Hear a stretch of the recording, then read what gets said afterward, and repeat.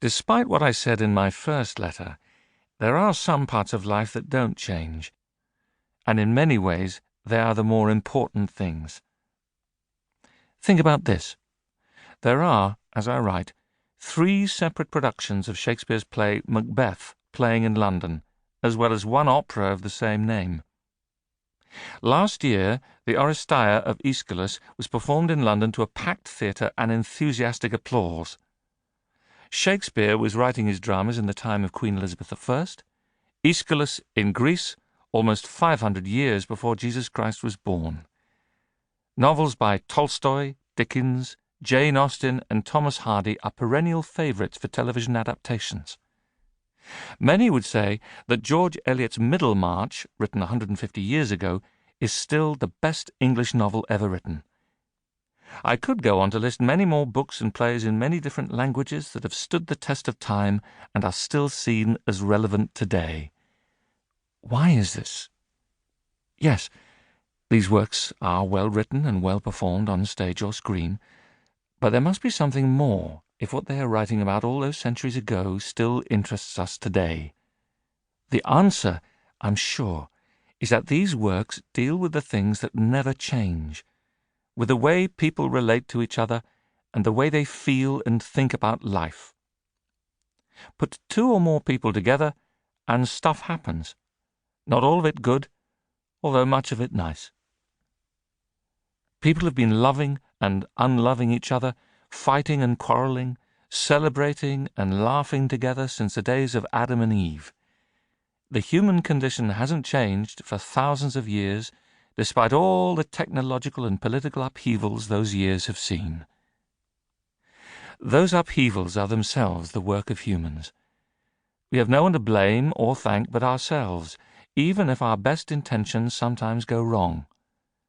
Most wars, even those of this century and the last, have been caused, as much as anything, by the ambitions and lust for power of particular individuals.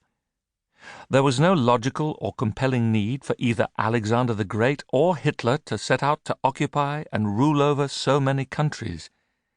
They each had quite enough to occupy them at home. Nor, on another plane, is there any necessary economic reason for huge businesses to get ever bigger, sweeping up smaller enterprises as they grow. It is all due to the ambitions of the individuals in charge, however well-intentioned they may think they are. Why, too, do the so-called captains of business continue to expect to be paid multi-millions of dollars that they will never be able to spend? What can be the point, other than to have a mark of their success, an expensive certificate of achievement? On the more positive side, when Tim Berners-Lee created the World Wide Web, which he then generously gave to the world for free, he had no desire to change the world the way his invention did. He wanted to improve the communications between researchers in his field of work, to make things function better, not to make more money or to find fame. When Mark Zuckerberg and his college roommates developed the first versions of Facebook, he cannot have known that he would eventually be affecting the lives of so many, or of accumulating so many billions of personal wealth. Both these people, and many entrepreneurs like them, are driven by a creative urge to make something different or better. That they get rich or famous as a result was not, in most cases, the primary motive. They were just humans doing what some humans have always done, tinkering with things, or with ideas. Einstein wasn't thinking of atomic bombs when he came up with his idea of relativity. He was trying to unravel a puzzle. Artists paint, compose, or, like me, write, mostly because that is what they feel compelled to do. If they do it solely for a more utilitarian motive, like money, it often will not come out as well. Money and fame can often be the end result, but not the original driving purpose.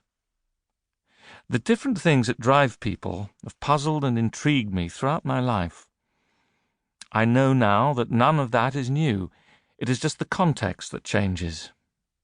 What once drove the Medici banking family in Florence in the 15th century is no different from the ambitions of the Royal Bank of Scotland in this century, to become the biggest bank in the world, with, ultimately, the same result.